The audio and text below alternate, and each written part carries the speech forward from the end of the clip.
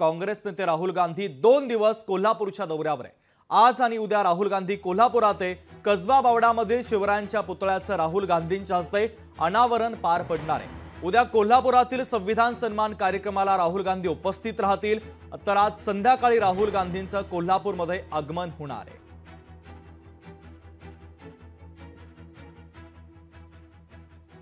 शाहू महाराजांचं जे समतेचं आणि सामाजिक न्यायाचं जे त्यांचं काम नुसतं देशातच नव्हे तर जगामध्ये त्यांनी जो दिलेला आहे त्यावर एक जवळपास 2-3 तासाचं एक मोठं या सामाजिक संस्थांच्याच माध्यमातून या ठिकाणी एक चर्चासत्र ठेवला गेलेला आहे।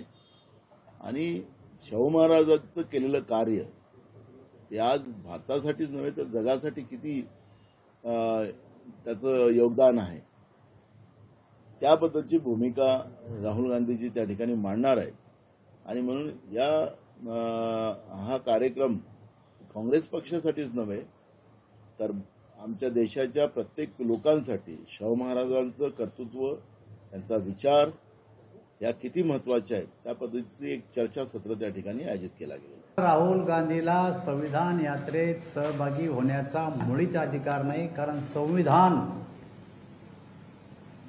हा जो विषय आहे या संविधानाला जर पायदळी कोण तुडवलं असेल तर काँग्रेस पक्षानं तुडवलं।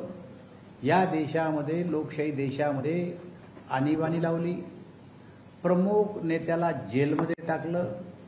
अशा प्रकारची आणीबाणी ज्यांना आणली आणि लोकशाहीचे मूल्य सगळे पायाखाली तुडवले असे लोक संविधान आज शिकवतात। मला असं वाटतं त्यांना तो अधिकार नाही।